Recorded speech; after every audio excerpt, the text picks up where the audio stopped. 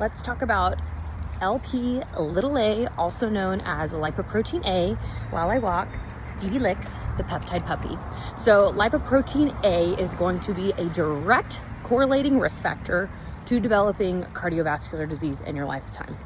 It happens to be prothrombotic, meaning pro-clotting, and pro-inflammatory, which are all things that we really want to avoid.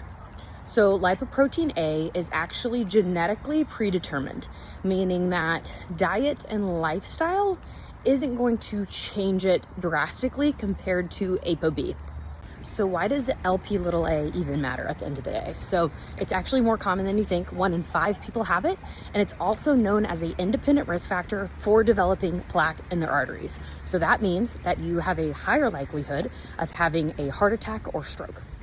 So knowing that Lp(a) is genetically predetermined and diet and lifestyle isn't going to impact it drastically, what can we personally control to help mitigate our risk of having any of these adverse events like stroke and heart attack?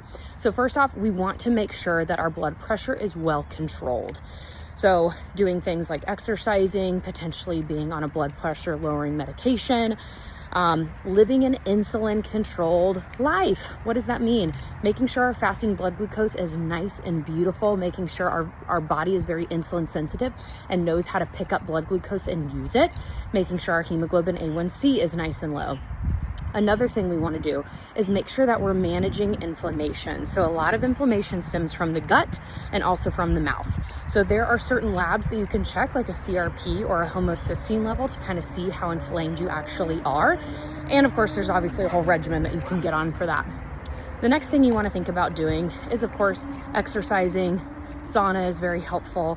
There are some lifestyle changes, but ultimately it's going to be kind of reducing and minimizing your risk of developing any of these chronic diseases that develop over time, like high blood pressure, diabetes, cancers, etc.